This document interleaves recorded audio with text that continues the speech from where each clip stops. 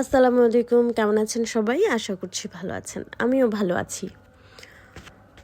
এটা সীতাকুণ্ডের একটা কুমিরা ঘাট নামে পরিচিত এই ঘাটটা। তো এখানে আমরা বেড়াতে গিয়েছিলাম গত বছর জুলাইয়ে।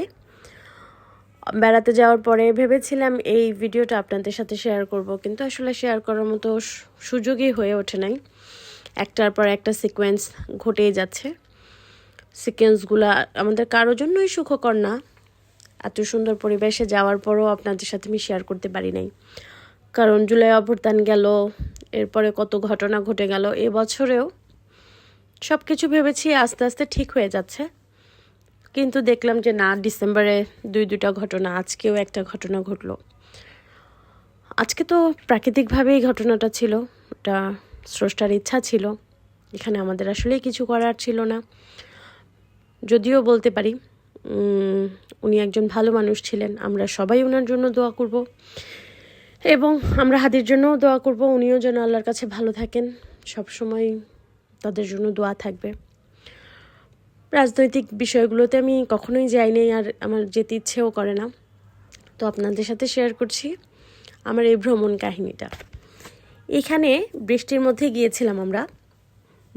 যাওয়ার পরে রাস্তাঘাটে, যে ঘাটটা প্রথমেই ভিডিওর প্রথমেই দেখেছেন, সেই ঘাটটার পাশ দিয়ে কিছু জায়গা আছে একদম কাদায় মোড়ানো, আপনার হাঁটু সমান কাদা হবে, আপনাকে সেটা দিয়ে পার হতে হবে, কারণ তখন ঘাটে ওরকম পানি ছিল না যে আমরা নৌকা দিয়ে পার হতে পারবো। তো কি করব আমরা, তো আমাদের হেঁটেই যেতে হবে, যেহেতু আমরা এই যে সামনে বীজটা দেখার জন্য আমরা যেতে চাচ্ছি, তো ওই কাদা পাড়িয়েই যেতে হবে। এখন আমরা ঢাকার মানুষ তো ওভাবে কাদা পাড়াতে অভ্যস্ত না, কিভাবে কাদা পার হতে হয় সেটাও অভ্যস্ত না। তো আমরা ভাবলাম যে আচ্ছা ঠিক আছে। অনেকে বললো যে না না, মেয়েরা পারবেন না, পড়ে যাবেন এই সেই। আমি, আমার টিমে আরও 4জন ছিলেন, তো আমরা 4জন মিলে সিদ্ধান্ত নিলাম যে না, আমরা হেঁটেই যাব। তো হাঁটতে শুরু করলাম। শুরু করার পরে আমাদের টিমে সবচেয়ে বয়োজ্যেষ্ঠ যিনি ছিলেন, তিনি সুন্দরভাবে পার হয়ে গেলেন ঠিকই, কিন্তু মজার ব্যাপার হচ্ছে সবচেয়ে ছোট ছিলাম আমাদের টিমে আমি, এবং আমি কয়েক দফা আছাড় খেয়েছি। আছাড় তো বোঝেন, পড়ে গিয়েছি কাদার মধ্যে, নাকানি চুবানি অবস্থা, খুবই সিচুয়েশন অবস্থা। সবাই হাসাহাসি করছেন। পরে একজন হাত দিলেন যে আপু আপনি উঠেন, আমি আপনাকে ধরছি। উনি হাত দিলেন, আমি হাত ধরেই উঠলাম।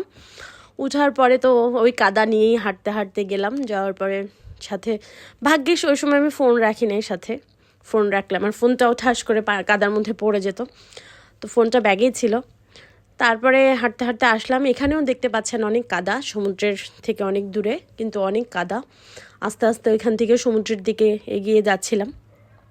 পরিবেশটা এতই সুন্দর ছিল, এত মনোমুগ্ধকর ছিল যে আমি স্মৃতি হিসেবে ধরে রাখতে বাধ্য ছিলাম, কারণ এত সুন্দর পরিবেশ আমরা ঢাকায় কিন্তু দেখতে পাই না। আমাদেরকে দেখতে হলেও দূরে কোথাও যেতে হয়, আমাদের ঢাকায় এরকম কোনো পরিবেশ নাই, এত সুন্দর পরিবেশ নাই, এত মনোরম পরিবেশ নাই। আমার টিমের সবাইকে দেখা যাচ্ছে অনেক দূরে চলে গেছে, আমি অনেক দূরে। তারপরও আস্তে আস্তে হেঁটে হেঁটে তাদের কাছে যাচ্ছি। এটা হচ্ছে যখন ফেরত আসছিলাম, তখন ওই যে আমার টিমের মেম্বার 2জন এগিয়ে যাচ্ছেন, আমি তাদের পেছন পেছন ভিডিও করে করে যাচ্ছি। যেহেতু ভিডিও করার দায়িত্ব আমার উপরে, আমি আবারও বলছি। তো দেখতে পাচ্ছেন জায়গাটা খুবই সুন্দর, কখনো সময় সুযোগ হলে সেখানে যাবেন, গেলে ভালো লাগবে। পরিবারের সাথে একদিনের ট্যুরে যেতে পারেন। আমরা গিয়েছিলাম ট্যুর বাডিসের সাথে, ট্যুর বাডিস টিমদের সাথে গিয়ে খুব ভালো সময় কাটিয়েছি, এবং ওনারা বেশ হেল্পফুল ছিল, ভালো লেগেছে। এটা কোনো প্রমোশনাল না, এটা আমি জাস্ট বললাম যে আমরা কাদের সাথে গিয়েছি, এই আর কি। ধন্যবাদ।